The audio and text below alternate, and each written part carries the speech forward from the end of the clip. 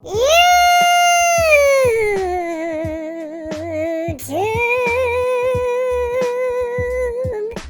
crack-a-lackin'? It is Scott from SemiPro here, aka Anthony Soprano, aka It became personal. And tonight, I was in the middle of making a video about Justin Herbert, a topic that is near and dear for me as I'm a student at the University of Oregon, and Herbert is a guy who I've gotten to see play many times, but in the middle of researching for Justin Herbert, I came across an article about Calvin Ridley, and I got inspired. I took a second look at this Falcons offense, and I changed my mind about them. I actually think they have the potential to make some real noise this season.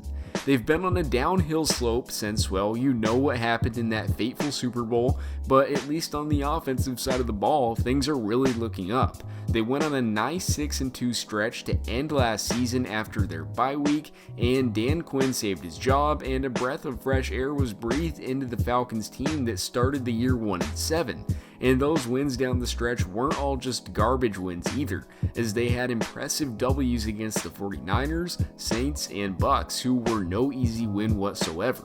Going into the 2020 season, people seem to be forgetting about their success last year, as they have been given 25-1 Super Bowl odds. Granted, they are not the most complete team by any means. They have more holes than the Saints or Bucks, and I give both of those teams a much better shot of winning the division than the Falcons.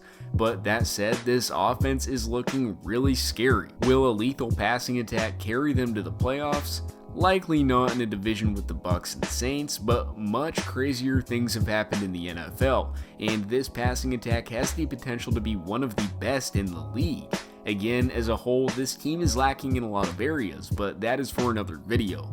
This video is about the potential that this offense has. Everything in this passing attack starts with Calvin Ridley. Thought I was gonna say Julio? Well, yeah, obviously he's the number one here, but when he's healthy, we know what we will get out of him. Calvin is the X factor here. During last season, Sanu was shipped to New England and Ridley was promoted to the Falcons' second receiving option. Then he proved that he could handle a role that comes with facing tougher matchups. Through 13 games, Ridley basically matched his rookie season stats that he achieved over 16 games. He produced 63 receptions for 866 yards and 7 touchdowns. If it weren't for a season-ending abdominal injury, Ridley would have surpassed the 1,000-yard receiving mark. Heading into his third season, Ridley is poised for a breakout if healthy. He is still playing alongside one of the league's elite receiving options, but this season, Ridley should break out from that shadow and show the world that he deserves the respect that an elite NFL receiver deserves. Obviously, the other main wide receiver option and the number one option is Julio, who is arguably the best receiver in the entire National Football League. There really isn't even much to say about him at this point. He's a huge, athletic, freak of nature receiver who I like to call dopest. He consistently puts up 1,000 plus yards every season, and when healthy, there is absolutely no need to worry about Julio. He will get his all day long, no matter the coverage, no matter the situation. There really is no stopping it. And having Ridley there to help take some of the pressure off doesn't hurt either. Hayden Hurst is another guy who can make a lot of noise offensively for this team. He lacked the flashy numbers in Baltimore, being overshadowed by Andrews, but Atlanta is a perfect situation for him to change that.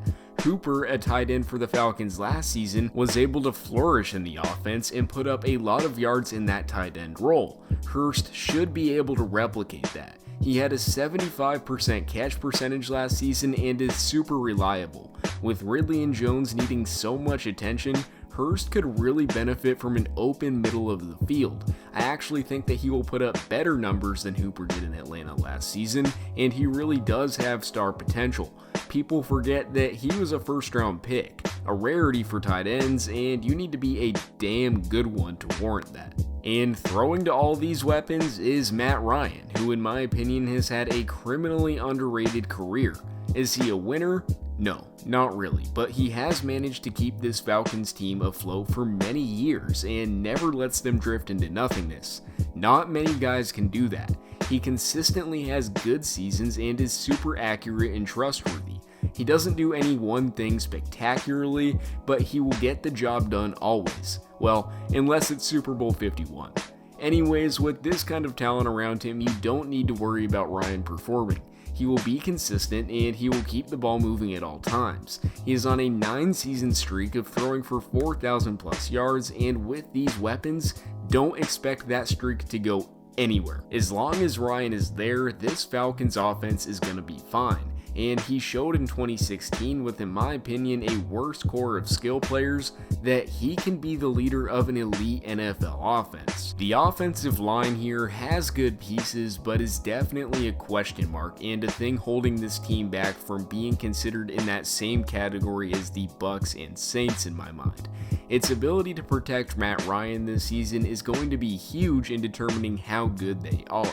They obviously have the skill pieces, they just need the time to make the stuff happen.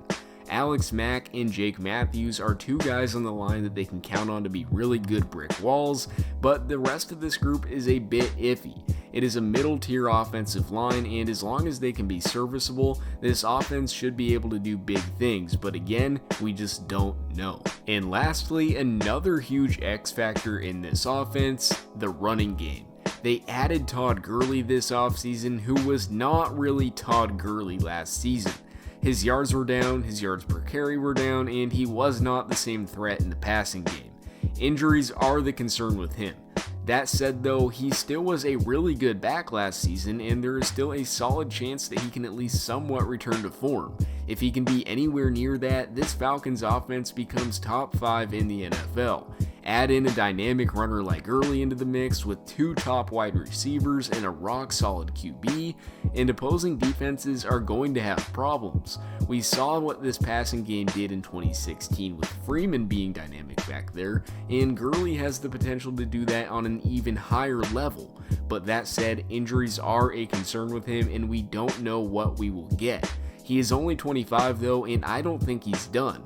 Also, Ito Smith, the backup running back, has strong boom potential this season. He averaged 4.8 yards per carry last season and is now returning to full health, and he could be a really valuable piece. So yeah, this offense has all the makings to be really damn good in 2020. The problem is just the questions on the O-line and on the defensive side of the ball, and those are the things that will likely keep them from being a true competitor in the division. But we have seen this offense do incredible things before, and I absolutely don't rule out a return to 2016 form this season with good health. This passing game especially is top notch and very well could carry them a long way. If you're a betting man, take a long look at these 25-1 odds on the Falcons because they could absolutely make a lot of noise. As far as my sleeper teams for 2020 go, the Falcons are probably my pick that I am least confident in, but they have all the boom potential in the world, and don't be surprised if this team ends up being an 11-12 win team. If you made it this far in the video, please click that thumbs up button, it really does mean a lot to us, and if you're new to the channel, make sure to click that subscribe button. Yeah, it's free, it doesn't cost you anything, and it's really entertaining. We post really dope daily sports content on the channel, NFL, MLB, NBA, anything sports related you want to see, we have here. Thank you for watching and have a blessed rest of your day.